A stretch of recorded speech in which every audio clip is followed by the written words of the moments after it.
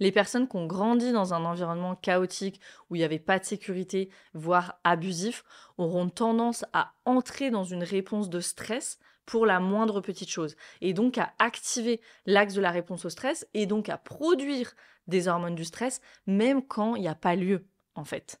Et quand je dis ça, on a l'impression que c'est une action, que c'est actif, mais je précise bien que c'est la physiologie qui le fait toute seule, hein. La personne ne se dit pas « Ah, je vais produire des hormones du stress ». Non.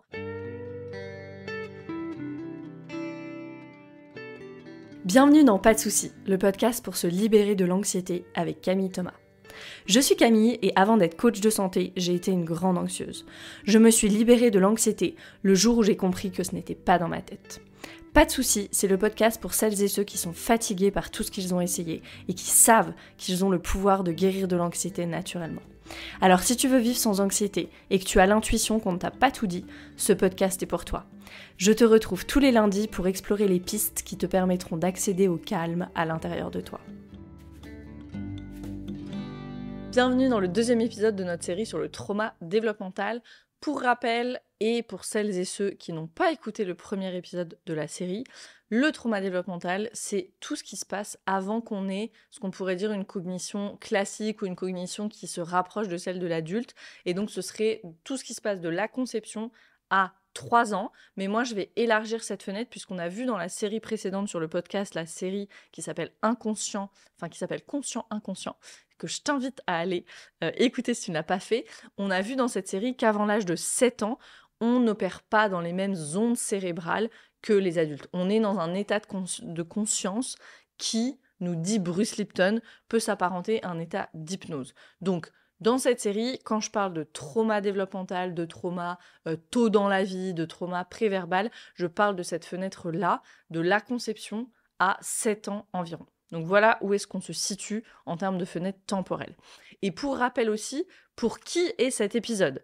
Je t'invite à aller écouter le premier épisode de la série sur le trauma développemental si tu ne l'as pas encore fait. Je détaille vraiment pour qui est la série dans ce premier épisode, mais je vais le rappeler ici rapidement. Si tu expérimentes de l'hypervigilance, de l'anxiété, ce qu'on appelle des syndromes, intestin irritable, fibromyalgie, douleurs chroniques, etc., des symptômes physiques inexpliqués, okay, des addictions, si tu es plus ou moins tout le temps activé et que ça te rend irritable, agressive, si tu remplis ta vie de distractions pour pas aller voir au fond de toi parce que tu sais que ce serait trop. Peut-être que tu as des souvenirs d'enfance fragmentés, plutôt sous forme de flash, ou que tu n'as pas de souvenirs du tout. Si tu as une faible estime de toi, que tu penses que c'est toujours de ta faute, si tu as un sentiment général de « il y a quelque chose qui va pas », mais sans arriver à mettre le doigt dessus, si tu te reconnais dans cette liste, tu es au bon endroit. C'est certainement qu'il y a quelque chose au niveau préverbal, développemental. Dans cet épisode, j'aimerais parler de ce qui se passe quand des traumatismes surviennent dans cette fenêtre de temps qui est celle de l'enfance et même avant, puisqu'on parle, pour rappel, de notre conception à environ l'âge de 7 ans.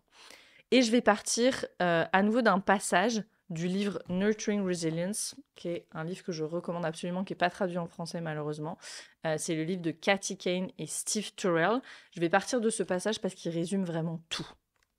Donc, qu'est-ce que les auteurs nous disent ? Ils nous disent « Le critère le plus couramment utilisé pour différencier le traumatisme développemental du traumatisme de choc, ou le terme plus largement utilisé de traumatisme psychologique, est que le traumatisme développemental se produit au cours des 3 premières années de la vie.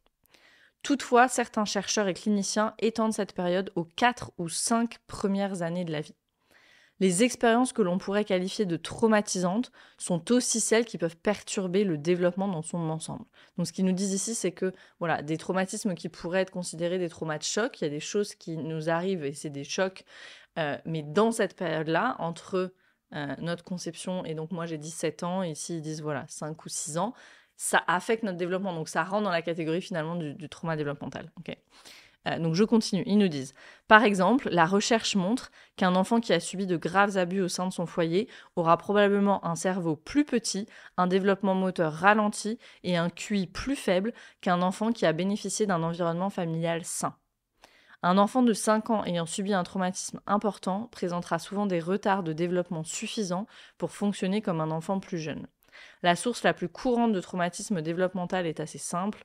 Lorsque nous étions jeunes, de mauvaises choses se sont produites et les personnes qui auraient dû être là pour nous aider et s'occuper de nous ne sont pas venues à notre secours et ou ne nous ont pas aidés à gérer la situation. Donc ça, c'est le traumatisme développemental. On l'a vu dans le premier épisode de la série, encore une fois que je t'invite à aller écouter si tu ne l'as pas encore fait. Et donc maintenant, c'est quoi les conséquences de ça? C'est quoi les conséquences du traumatisme développemental? Première conséquence. Qu'est-ce qui se passe dans un système qui n'a pas reçu de secours, de soutien alors qu'il en avait besoin? Les études le montrent, des modifications structurelles au niveau du cerveau, donc littéralement des parties du cerveau qui ne se développent pas comme elles devraient. Ça, c'est une première conséquence. Et également des modifications dans la fonction de ces parties du cerveau. La plupart des études, elles portent sur le cortex préfrontal, l'amygdale et l'hippocampe, dont les fonctions sont altérées par l'activation chronique ou répétée de l'axe hypothalamo-hypophyso-surrénalien, l'axe HHS. Et c'est quoi cet axe HHS? C'est une voie de communication dans notre organisme qui s'active quand nous sommes en proie au stress. Donc c'est la première conséquence. Le cerveau des personnes ayant traversé du traumatisme développemental ne se développe pas de la même façon qu'une personne ayant grandi dans un environnement sûr, fiable, safe. Deuxième conséquence, on constate une altération de l'axe hypothalamo-hypophyso-surrénalien, notre fameux axe HHS, qui est, on pourrait dire, l'axe de la réponse au stress, pour faire simple. Les personnes qui ont grandi dans un environnement chaotique, où il n'y avait pas de sécurité, voire abusif, auront tendance à entrer dans une réponse de stress pour la moindre petite chose, et donc à activer l'axe de la réponse au stress, et donc à produire des hormones du stress, même quand il n'y a pas lieu, en fait. Et quand je dis ça, on a l'impression que c'est une action, que c'est actif, mais je précise bien que c'est la physiologie qui le fait toute seule. La personne ne se dit pas « Ah, je vais produire des hormones du stress ». Non, sa physiologie, elle a appris à faire face à tout ce qui arrive, à tout, même le plus petit des challenges, à toutes les petites activations, mais activations pas dans le sens négatif, juste voilà, quelque chose qui vient activer notre système, en faisant ça, en faisant appel à l'axe de la réponse au stress. Même un petit challenge qui est pas forcément source de danger, je sais pas, par exemple un imprévu dans la journée, quelqu'un qui fait une remarque, la désapprobation de quelqu'un, une deadline un peu serrée, tout ça est géré par la physiologie en produisant les hormones du stress. Pourquoi? Parce que c'est une physiologie qui n'a pas appris à revenir vers la sécurité et à y rester même quand notre système il est sollicité. Ça, c'est ce qu'on appelle la neurobiologie du stress. Ils en parlent très bien, Steve et Katie, dans le livre, cette neurobiologie du stress. Mais voilà, c'est vraiment parce que là, par exemple, moi, je suis en train de parler, donc j'active mon état sympathique, j'active l'action, mon système, il est sollicité là. Mais c'est pas pour ça que je libère les hormones du stress. Okay, c'est vraiment cette différence. Et quand il y a eu trauma développemental, la physiologie de la personne utilise les hormones du stress, déclenche la libération d'hormones du stress pour absolument tout.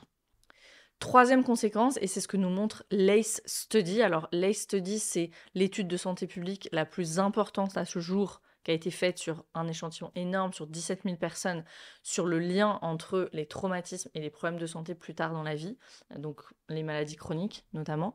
C'est ce que nous a montré l'ACE Study, c'est le lien avec les maladies chroniques, le lien entre traumatisme développemental et maladies chroniques. Si tu veux creuser le sujet, je t'invite à aller écouter l'épisode 57 du podcast sur ce sujet.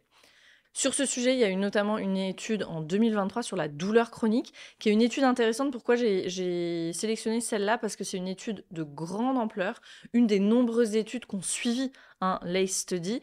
Et l'étude, elle passe en revue des recherches qui ont été menées sur 75 ans, donc c'est énorme timeline, et qui portait sur en tout plus de 826 000 adultes. Donc très très large spectre, très très large échantillon. Elle a été publiée dans le European Journal of Psychotraumatology, qui est un journal scientifique renommé. Et l'étude, qu'est-ce qu'elle nous dit? Elle révèle que les personnes qui ont été exposées à diverses formes d'événements traumatiques dans l'enfance courent un risque accru de souffrir de douleurs chroniques et d'incapacités liées à la douleur chronique à l'âge adulte, en particulier celles qui ont été victimes d'abus physiques.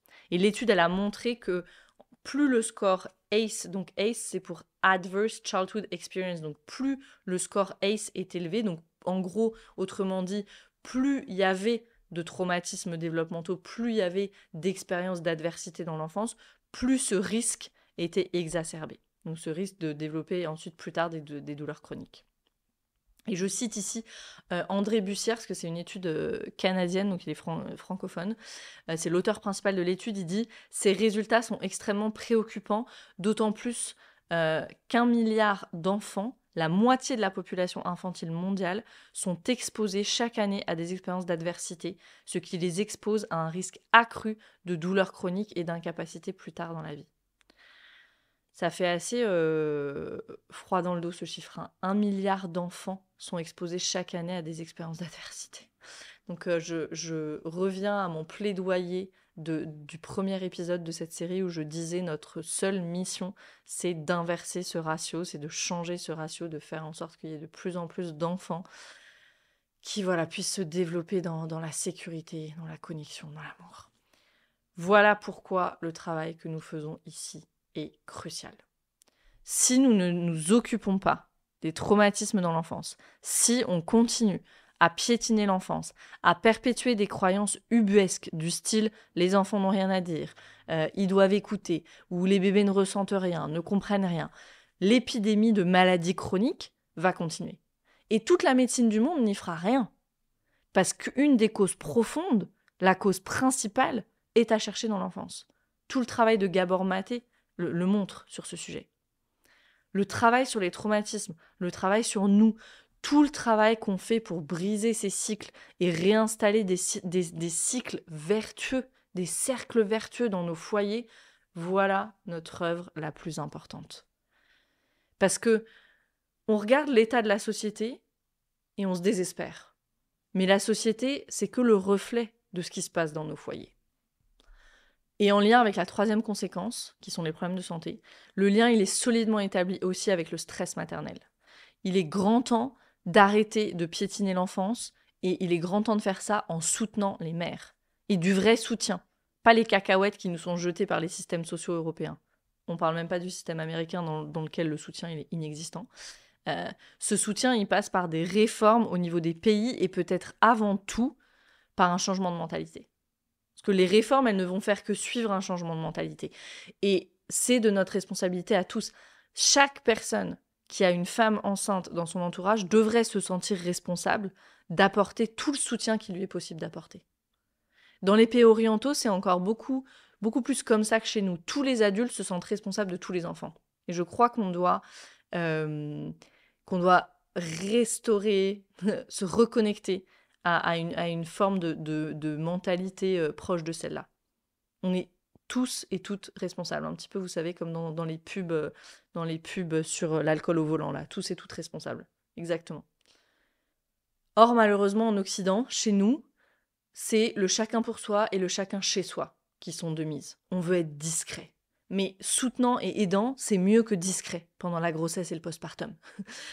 Voilà pourquoi, et je cite Katie Kane et Steve Turrell, ici encore, qui s'appuient sur les travaux de Bruce Perry. Bruce Perry, c'est un psychiatre américain, il est chercheur principal à la Child Trauma Academy de Houston, et c'est très certainement la personne qui a fait le plus de recherches sur la période in utero. Donc, je cite, c'est page 46 du livre, ils nous disent « La relation entre le stress maternel et les effets à long terme sur le développement ultérieur de l'enfant est bien établie. L'impact le plus important est observé dans le développement du cerveau, mais il y a d'autres impacts de grande envergure. Le stress maternel est associé à des niveaux plus élevés d'allergie et d'asthme chez les enfants. Il réduit le flux sanguin vers le fœtus, réduisant le flux d'oxygène et d'autres nutriments sains qui aident le fœtus à se développer normalement. Et il augmente la sécrétion de CRH, hormone de libération de la corticotropine, dans le placenta, activant à son tour des réponses de stress plus élevées chez le fœtus. » Donc le message de cette troisième conséquence aussi, donc la troisième conséquence c'est les maladies chroniques, et le message derrière ça c'est les maladies chroniques, elles commencent déjà. In utero, ça commence déjà avec le stress maternel. Donc si on veut mettre fin à ça, soutenons les mères. Quatrième conséquence, une neuroception peu fiable. Ça veut dire quoi ? La neuroception qu'on appelle une neuroception peu fiable ou une neuroception erronée, c'est l'une des principales conséquences des traumatismes développementaux.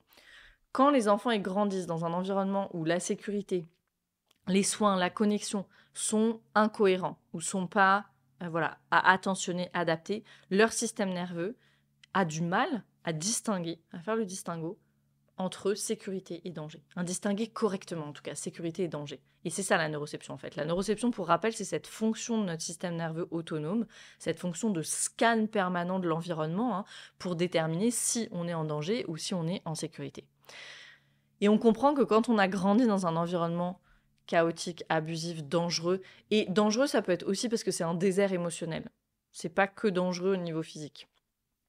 Ou ça peut être dangereux parce que j'étais pas acceptée dans mon entièreté. Et dans ce cas-là, je dois marcher sur des œufs tout le temps. Et je dois réprimer des aspects de moi sous peine de perdre l'amour, voire d'être punie. Pour un enfant, ça, c'est un environnement dangereux.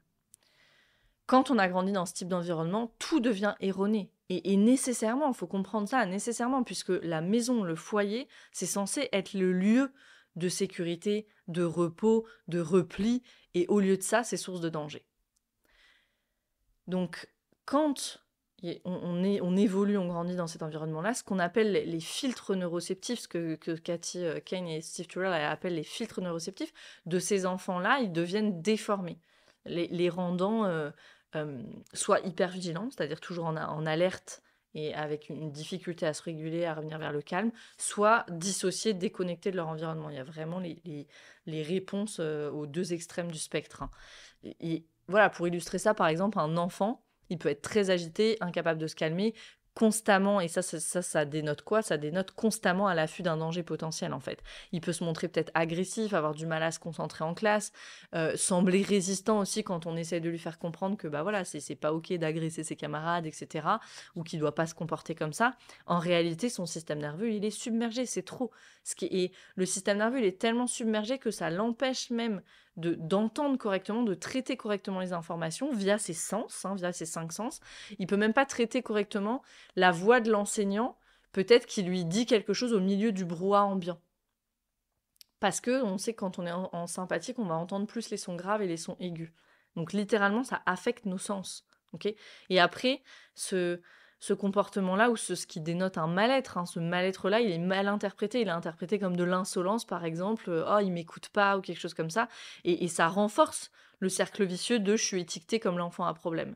Ce qui fait que accentuer la dérégulation qui était déjà là, le sentiment d'isolement, d'être bizarre, la honte, etc. Et ça, ça devient ce qu'on appelle en anglais, c'est une super bonne expression, cette self-fulfilling prophecy. Et en anglais, c'est ce destin qui s'auto-réalise, qui se réalise malgré lui, en fait. Et puis, on peut avoir l'autre cas de figure, un autre enfant peut-être dans la même classe qui réagit complètement différemment. Lui, il n'est pas agité, il peut rester très silencieux à sa table, sembler attentif, alors qu'en réalité, il est dissocié, il est déconnecté, il est engourdi, anesthésié. Peut-être un enfant qui va éviter les interactions sociales, manger seul à la cantine, se sentir submergé intérieurement, en fait, même si c'est pas visible à l'extérieur. Et même si un enfant, plutôt qui est dans cette réponse-là, ne sera pas étiqueté comme un enfant à problème ou un élément perturbateur. Alors ça, c'est vraiment cette expression, élément perturbateur. On a tous eu ça dans nos classes, my God. L'état du système nerveux de cet enfant-là, il n'est pas nécessairement mieux. Son système nerveux, il est en état de stress. Ça affecte son engagement social, ça affecte son apprentissage. Ça va souvent être les enfants aussi pour lesquels on dira « Ah, mais je comprends pas ». Il ou elle écoute en classe, il ou elle fait ses devoirs, il ou elle semble bien suivre et tout ça, mais quand il y a des évaluations, il ou elle n'y arrive pas, comme si il ou elle oubliait tout. Parce que c'est le cas. Un enfant qui se sent constamment en danger, il a une capacité d'apprentissage qui est réduite, qui est réduite à peau de chagrin, en fait. Je me souviens, ma cousine qui me racontait ça, qui me disait, elle a un certain âge maintenant, mais elle me disait, elle a vraiment une histoire de très violente, extrêmement violente dans l'enfance et tout ça. Et elle me disait, j'apprenais, puis c'est comme si je ne retenais rien. Et c'est exactement ça. Il y a des adultes aujourd'hui qui me partagent cette expérience. Dans Rise, j'ai toujours des personnes qui me disent, c'est comme si j'avais pas de mémoire, c'est comme si j'étais une vraie passoire. Ça peut venir de là, ça peut venir de très très tôt dans la vie. Donc voilà, ces enfants, ils illustrent là deux manifestations différentes du même problème sous-jacent. C'est un système nerveux qui a du mal à interpréter correctement ce qui tient de la sécurité et ce qui tient de la menace. Leur système neuroceptif, ils ont été façonnés par des expériences précoces de sécurité qui n'est pas stable, en fait, qui n'est pas fiable, quelque chose d'instable, qui les amène à réagir de manière excessive, en fait, à un danger qui est perçu. Encore une fois, le système nerveux, il ne fait pas la différence entre un danger réel ou un danger perçu. Donc, ils vont réagir peut-être par l'agressivité ou en se repliant sur eux-mêmes, au contraire. Et ces schémas, et l'ennui, c'est que ces schémas, ils perdurent à l'âge adulte. Et ça entraîne des mauvaises interprétations dans plein de situations. Des personnes qui vont se sentir en danger, même dans des environnements complètement neutres et qui sont safe, alors que d'autres personnes, au contraire, vont pas capter des signaux de vrai danger, de menaces réelles. Ça, c'est les personnes qui disent ensuite « Ah, j'aurais dû sentir que c'était une arnaque » ou j'aurais dû sentir que cette personne, elle n'était pas bien intentionnée. » Et quand la personne va raconter ça à une autre personne, l'autre personne, elle lui dit « Ah bah oui, il y avait tous les signes, ça semble évident. » Mais cette personne, dans le moment, elle sent pas. Ou au contraire, les personnes qui voient le mal partout, parce qu'elles se méfient du monde de façon générale, leur système, il est en hypervigilance. Que ce soit l'un ou l'autre des cas de figure, c'est difficile parce que c'est encore une fois une question de pas bien discerner menace et sécurité. Ça peut créer des difficultés relationnelles, ça peut créer des problèmes dans des situations de vie qui pourraient être très fluides, en fait, simplement parce que ces personnes, elles savent jamais sur quel pied danser, elles savent jamais si elles sont en sécurité ou si elles sont en danger. Et ici, je veux vraiment bien préciser que ce processus, la neuroception, ne relève pas de la conscience, mais ça relève d'un conditionnement profond du système nerveux développé au fil du temps en réponse à nos expériences précoces, à ce qui nous est arrivé dans l'enfance, pour le dire de façon simple. L'amygdale et l'hippocampe qui nous aident, qui sont les parties du cerveau qui nous aident à évaluer les nouvelles expériences en fonction de nos souvenirs passés, deviennent, on peut dire, pas très performants, biaisés en fait envers la détection du danger, et ça crée dans notre cerveau ce que Steve Turrell et Katy Kane appellent des danger maps, en fait, des cartes du danger, au lieu d'une bonne perception de « ok, ça c'est la sécurité, ça c'est la menace, good ». Donc ça, c'est à l'extérieur de soi, dans l'environnement, ce que capte notre système nerveux. Et on retrouve un phénomène similaire à l'intérieur de soi, qui si tu m'écoutes, va te parler, si tu es quelqu'un qui est hyper vigilant ou hyper vigilante à ses sensations. Donc ça, c'est la 5e conséquence, c'est une interoception, cette fois-ci, erronée. Donc l'interoception, c'est quoi? C'est la capacité à percevoir et à interpréter les signaux internes du corps, cette fois. Et cette interoception, elle est souvent perturbée chez les personnes qui ont traversé, qui ont dans leur expérience du traumatisme développemental. Les études montrent que les personnes qui souffrent d'anxiété et les personnes ayant un passé traumatique ont tendance à avoir cette sensibilité interoceptive, donc cette sensibilité dans l'interoception, dans le captage de leurs signaux internes, une sensibilité accrue, c'est-à-dire qu'elles sont hyper conscientes de leurs moindres sensations corporelles. Okay. Mais le truc, et ça c'est le point important, parce qu'on pourrait dire, c'est bien d'avoir une grande conscience de ces sensations, je suis connectée à mon corps, non? Le point important, c'est qu'au lieu d'apporter de la clarté, cette hypersensibilité, c'est comme si elle amplifiait tous les signaux corporels et ça crée du bruit interne, en fait. C'est une sorte de brouhaha, et les perceptions que la personne a, elles sont inexactes, en fait. La perception de ses états internes est inexacte. Et donc, ça fait quoi? Ça fait que le cerveau, il travaille davantage, il travaille dans le vide, entre guillemets, pour donner du sens à ces sensations, et ça mène à la suranalyse, à une mauvaise interprétation. Et si tu es dans ce cas, ça va te parler, ce que je dis là. Ça mène à un cycle qui s'autocultive, finalement, où les sensations corporelles et les pensées anxieuses qui sont générées s'alimentent mutuellement. Sensation, pensée anxieuse, et on est dans ce cycle-là. Au contraire, un exemple très simple d'interoception saine, cette fois, c'est la sensation, par exemple, de la vessie qui se remplit. Okay, et la compréhension que, ok, je vais bientôt devoir aller aux toilettes. Ce processus, ça, c'est une interaction complètement naturelle entre ma physiologie, mon comportement et ma régulation émotionnelle. Je sens quelque chose dans ma physiologie, mon comportement, ça va être je vais aux toilettes et je reste régulé dans l'expérience. Okay. Quand, au contraire, le traitement de ces informations-là, l'interoception, elle est perturbée, les sensations corporelles, elles deviennent peu fiables, en fait, c'est ça. c'est ça l'idée. Et du coup, ça va entraîner des difficultés dans la régulation, dans les émotions, dans nos comportements, dans nos interactions sociales, parce que les signaux, ils sont brouillés. Et ici, je veux parler de quelque chose de super important, surtout si tu es quelqu'un qui envisage de faire ce travail, parce que les personnes qui sont dans ce cas, donc qui sont hyper vigilantes à leurs sensations, elles expriment souvent des inquiétudes face au travail somatique, face au travail qu'on propose dans le programme Arise notamment. Ces personnes, elles me disent: moi, je sens déjà trop mes sensations. J'ai aucune envie de porter mon attention encore plus dessus. Et cette inquiétude, cette résistance, elle est légitime. Mais ce qui est important à comprendre ici, c'est que ce qu'on va faire avec le travail somatique, c'est qu'on va récupérer cette différenciation saine, qui n'est pas ou qui n'est plus à l'œuvre dans le système d'une personne qui a une expérience de trauma développemental et qui du coup a développé cette hypervigilance des sensations. Ce qu'on va faire, c'est qu'on va repartir de la base, de sensations qui sont pas menaçantes. Juste par exemple, ok, j'ai mon verre d'eau là et je vais sentir que j'ai soif. Donc tout va bien, genre j'ai soif et j'ai le verre d'eau qui est là, quoi. Je vais sentir un peu le froid sur la paume de ma main quand je vais prendre quelque chose dans mon frigo, parce que les choses dans mon frigo, elles sont froides, ok? Donc je vais sentir le contact avec le froid, etc. On y va super doucement pour que cette différenciation, elle puisse petit à petit se refaire et que la personne, elle puisse continuer à avoir accès à ses sensations, mais sans le brouhaha et l'anxiété et la suranalyse que ça entraîne. C'est à ça que ça sert le travail somatique. Donc je voulais vraiment adresser ce point parce que si tu es une personne qui dit « Ah, j'aimerais bien faire ce travail », c'est intéressant ce qu'elle raconte Camille sur le podcast, et puis tiens, il y a son programme Arise, mais j'ai cette inquiétude-là. Je veux vraiment, vraiment bien faire cette différence-là, justement. C'est là-dessus qu'on va travailler, c'est sur la différenciation. C'est très important. Différenciation qui ne se fait plus bien. Et c'est ça qu'on va récupérer, c'est ça qu'on va restaurer. On va faire comme un reboot. J'aime pas ce terme-là parce que c'est pas juste appuyer sur un bouton, c'est plus long que ça, le processus, mais on va faire un reboot du système, si on peut le dire comme ça, petit à petit, étape par étape. 6e conséquence, la difficulté à s'engager socialement. J'ai un peu touché ce point quand j'ai parlé de la neuroception erronée, mais ici je vais préciser en quelques mots sous l'angle des relations.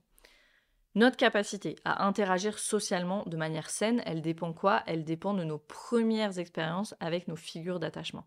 C'est nos figures d'attachement, donc nos parents au sens large, qui nous offrent des feedbacks qui sont cohérents et des réponses qui sont adaptées à nos besoins.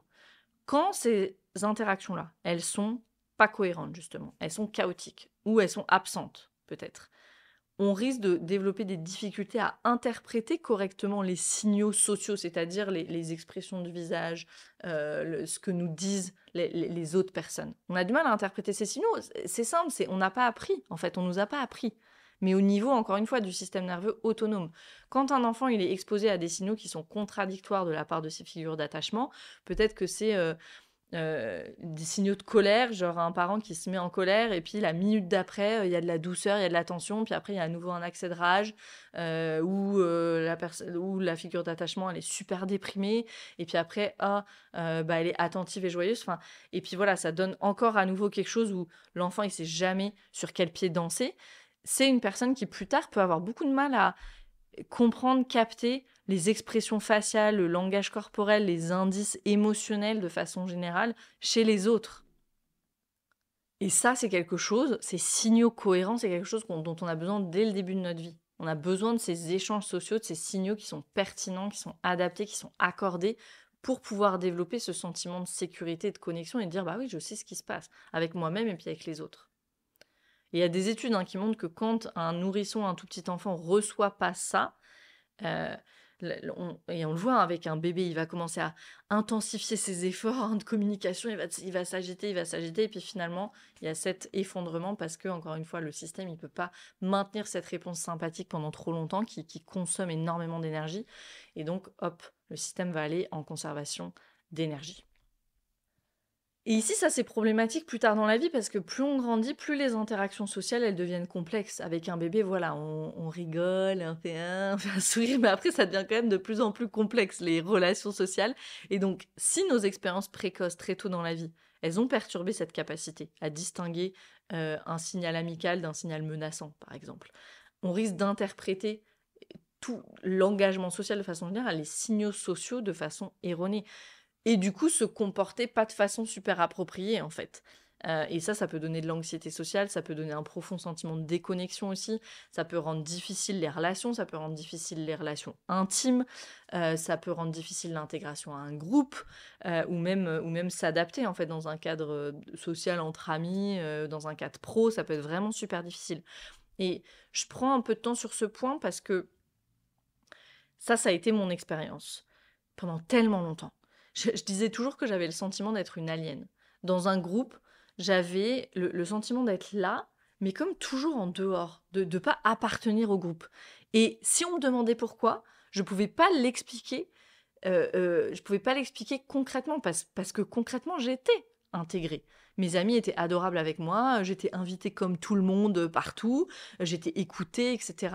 Mais j'avais toujours ce sentiment de ne pas appartenir, de sentiment que je me traînais comme un boulet. Et moi, dans l'intimité, dans les relations bilatérales, one-one, ça allait. Mais dès qu'il y avait plus d'une personne, dès que ça devenait un groupe, mon système y partait en panique. Et je me voyais partir, je me voyais me retirer, me faire tout petite, je parlais plus et je me reconnaissais plus parce que c'était pas moi, ça, d'être toute timide et tout comme ça. C'était tellement bizarre comme expérience. Je me voyais, et je disais, mais c'est pas moi, mais en même temps, je pouvais pas m'empêcher de réagir comme ça. Et c'était vraiment une réaction, hein, c'était pas une réponse choisie. Et je sais que c'est l'expérience de nombreuses personnes qui m'écoutent, que ce soit dans les relations amicales, amoureuses, familiales, de travail. Alors, ce que je veux vous dire, un, c'est pas de votre faute. Et deux, c'est une expérience qui change quand on fait le travail sur nos traumatismes, sur notre système nerveux. Et justement, maintenant, je vais parler de comment est-ce qu'on fait ce travail avec le trauma développemental dans mon programme Arise. Et puis, je répondrai à 3 questions qui m'ont été posées sur les réseaux sur le trauma développemental, sur ses conséquences en particulier. Donc, comment est-ce qu'on travaille avec ce type de traumatisme dans mon programme Arise ? J'aimerais qu'il y ait une formule simple, étape par étape, une formule qui marche à tous les coups. Mais malheureusement, il n'y a pas de formule magique, il n'y a pas de reboot, comme je disais tout à l'heure, il n'y a pas de reset, il n'y a pas de hack du système nerveux pour guérir ce type de trauma, en tout cas pour guérir et pour réguler de manière profonde et durable. Souvent, je dis aux personnes, c'est des choses qui se sont installées sur des années, on va pas, en une semaine, hop, tout effacer et puis on recommence. Parce que la réalité, c'est qu'il s'agit de construire, de reconstruire en fait. Parce que souvent, elles n'ont pas été construites ou mal. Il s'agit de reconstruire des fondations solides. Et si tu y penses, c'est la définition même du trauma développemental. On l'a vu dans le premier épisode de la série. Quand il y a un environnement peu propice, c'est le cerveau lui-même, c'est tout notre système nerveux central. Hein. Le système nerveux central, c'est le cerveau et la moelle épinière. C'est tout le système nerveux central et notre système nerveux autonome qui ne se développent pas de façon optimale. Donc c'est à ce niveau de profondeur-là qu'on doit travailler. Et c'est à ce niveau de baby steps, vraiment de petits pas aussi, qu'on doit travailler. Et ça peut être frustrant parfois quand on travaille spécifiquement avec ce type de traumatisme, spécifiquement avec le trauma développemental, parce que on peut avoir l'impression de ne pas avancer ou l'impression de faire des choses tellement basiques, mais c'est justement parce que les bases ne sont pas en place. Et elles n'ont pas eu l'occasion d'être établies, ces bases, parce que l'environnement et les personnes qui s'occupaient de nous ne l'ont pas permis. Il fallait survivre à ce moment-là. Donc, qu'est-ce qu'on va faire ensemble dans le programme ? On va renforcer notre capacité à prêter attention à nos sensations internes et au monde qui nous entoure. Et j'en ai parlé quand j'ai parlé de l'interoception. On va permettre à cette différenciation saine de se faire. Et petit à petit, on va séparer les sensations et la peur des sensations pour pouvoir être avec ce qui est dans notre corps en restant ancré dans notre sécurité. Qu'est-ce qu'on va faire d'autre ? On va apprendre à sentir et à suivre nos impulsions biologiques. Ça, c'est énorme. À aller faire pipi quand on a besoin de faire pipi. Je dis toujours, on commence là, et puis après, on va plus loin. Mais c'est énorme, ça, déjà. Et ce qu'on va faire aussi, c'est qu'on va comprendre comment les différentes branches de notre système nerveux et de notre physiologie, et particulièrement de notre physiologie de survie, elles travaillent ensemble pour assurer notre sécurité. Et ça, c'est entre autres, pas que, mais entre autres, les concepts de la théorie polyvagale alimentés par une solide connaissance de la façon de travailler avec les traumatismes. Ça, c'est le côté théorique qui est essentiel qui est essentiel à avoir pour pouvoir accompagner le travail somatique dans le corps. L'un n'exclut pas l'autre. Le travail théorique n'exclut pas le travail somatique, ni le contraire. Au contraire. C'est complémentaire. On a absolument besoin des deux. Et bien sûr, on fait aussi plein d'autres choses, comme travailler à la libération des empreintes de honte toxiques, à la récupération de la colère saine, au fait de pouvoir poser ses limites. Mais ce par quoi on commence, et qui est essentiel quand on a une expérience de trauma développemental, et aujourd'hui c'est le cas de la plupart d'entre nous, ce sont ces éléments-là. Si on a ces éléments-là en place, le reste va se faire tout seul. Ou en tout cas, le reste va se faire de façon vraiment incarnée, efficace et donc pleinement intégrée. Et donc de façon profonde et durable. Parce qu'on est là pour réguler notre système nerveux et puis guérir de nos traumatismes de façon profonde et durable. C'est ça qu'on fait. On n'est pas en train de mettre des pansements. Dans le programme Arise, on est là pour aller s'engager sur le chemin de la régulation et connaître cette régulation de façon profonde et durable dans notre système nerveux autonome. Je termine maintenant avec 3 questions qui m'ont été posées sur les réseaux sociaux sur les conséquences du trauma développemental. Première question. Comment guérir quand il n'y a aucun point d'appui, aucune mémoire? Comment travailler avec le trauma développemental ou même le trauma préverbal quand on n'a pas de souvenir? C'est complètement possible de travailler au niveau du système nerveux, même sans souvenir de son enfance. Parce qu'en réalité, quand on dit qu'on n'a pas de souvenir, ce qu'on veut dire, c'est qu'on n'a pas de souvenir explicite. Mais les événements, ils sont restés coincés dans ce qu'on appelle la mémoire procédurale. Et la mémoire procédurale, c'est un type de mémoire implicite. C'est la mémoire du corps. Si ça t'intéresse, Peter Levine, il en parle très bien dans son livre qui s'appelle Trauma et mémoire et qui est traduit en français.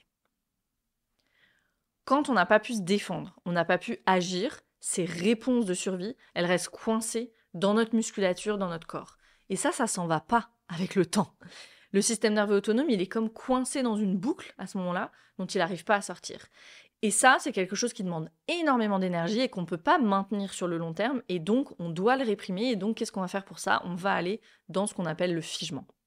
Bref, ce que je veux expliquer avec ça, c'est que la mémoire, elle est là, elle est dans le corps. Donc, ce qu'on va faire, c'est qu'on va travailler avec la mémoire implicite. Et c'est ce qu'on apprend à faire dans notre programme Arise. On va récupérer l'entièreté de notre expérience. Et une sous-question de cette question, ici peut-être, je sens peut-être dans cette question, peut y avoir une autre inquiétude, qui est celle-là. Et si tous mes souvenirs remontent à la surface d'un coup? Peut-être que ça sera le cas, peut-être pas. En tout cas, s'il y a des souvenirs qui remontent, ça sera OK, parce que ce que tu auras fait, c'est que tu auras augmenté ta capacité, tu auras appris à contenir l'expérience. Tu vas ressentir l'énergie de survie associée à ce souvenir qui remonte. Mais quand tu as les concepts, quand tu as fait le travail, déjà tu sais ce qui se passe. Et ça, c'est énorme parce qu'il y a moins de risques d'y attacher de la peur. Et oui, va peut-être y avoir du chagrin, des larmes, de la colère, quelque chose d'intense, mais tu sais que c'est prêt à sortir à ce moment-là et donc que tu es en train de guérir. Quand tu as entraîné ta capacité à rester et à être avec le bon et le moins bon dans ton corps, à rester orienté dans l'environnement, tout se passe de façon fluide. Toute cette toxicité, ces traumatismes, ces réponses de survie, toute cette toxicité, tout peut enfin sortir de ton système. Et c'est exactement ce qu'on apprend à faire dans le programme Arise. Deuxième question, quelles sont les conséquences d'une hospitalisation à 1 mois? Alors ici, je vais élargir la question à la césarienne, à toutes les interventions chirurgicales précoces qui ont dû être faites sur un bébé pour lui sauver la vie. Et la conséquence, c'est ce dont on vient de parler, c'est-à-dire le système qui va en hypervigilance. Imagine une opération pour un bébé d'1 mois. Et même si c'est pour lui sauver la vie, pour lui, ça en reste pas moins traumatique. Même chose pour une expérience de naissance traumatique. Le système, à ce moment-là, il va en activation sympathique, et sûrement, il réalise qu'il n'y a personne qui va venir pour le sauver, et donc, il tombe dans le figement. Okay. Plus tard dans la vie, ça peut donner quoi? Ça peut donner de l'anxiété, plutôt du côté sympathique, dont on n'arrive pas à trouver la cause, et ça, c'est caractéristique de l'anxiété, hein. On ne sait pas pourquoi on est anxieux la plupart du temps, ou plutôt côté figement dorsal, de la dépression. Dépression, c'est mettre en dépression. Mettre en dépression, réprimer, parce que ce qu'on ressent, ce serait trop. Et la dépression, c'est un phénomène profondément physiologique. C'est pas du tout que dans la tête. Pas du tout. Donc les conséquences, ça peut être ça. Des symptômes plutôt du côté état sympathique, donc activation, hypervigilance, anxiété, ou plutôt du côté dorsal, léthargie, dépression, déprime. Et troisième question, comment accompagner l'enfant quand on sait qu'il y a eu des traumatismes dans l'enfance ou quand on sait qu'il y a eu trauma préverbal? Ici, ma réponse, elle est toujours la même, faire le travail sur soi d'abord. Et je sais que c'est pas satisfaisant comme réponse, et que quand un enfant est anxieux ou quand un bébé pleure, on aime mieux continuer à regarder l'enfant ou continuer à regarder le bébé, et c'est presque contre-intuitif de se regarder soi dans le miroir à ce moment-là, mais c'est la meilleure chose à faire. Après, il y a des modalités très intéressantes comme la méthode Feldenkrais, par exemple, pour les enfants, et plein de façons de tourner des pratiques somatiques au jeu aussi. Mais moi, personnellement, c'est pas le travail que je propose. Le travail que je propose, il est destiné aux adultes avec un cortex préfrontal complètement formé. Donc ma réponse principale, elle est, si tu veux aider ton enfant, fais-toi le travail. Parce que ça va nécessairement changer la dynamique. Entre l'enfant et soi, c'est une relation. Donc s'il y a un des éléments de la relation qui change, la dynamique change. C'est scientifique, logique, mathématique. Bowen, c'est un thérapeute qui a beaucoup étudié ce qu'il appelle les systèmes familiaux et les dynamiques familiales. Et lui, il disait ça. Il disait, s'il y a un élément dans la famille qui change, toutes les dynamiques changent. Voilà pour cet épisode sur les conséquences du trauma développemental et comment travailler avec ce type de traumatisme. Je te retrouve très bientôt pour le 3e et dernier épisode de cette série dans lequel on parlera grossesse, accouchement, postpartum. Ça sera un épisode un petit peu plus personnel dans lequel je raconterai mon expérience. Si tu as pensé à des personnes en m'écoutant parler, tu as entendu un passage et tu m'as dit « Ah, ça me fait penser à Marie, à Charlotte » ou non, s'il te plaît, envoie-leur l'épisode. Après, ce que fait la personne de l'épisode, c'est pas ton histoire, mais au moins, tu auras fait ta part. Merci encore et encore pour ta confiance renouvelée et à très vite pour un nouvel épisode.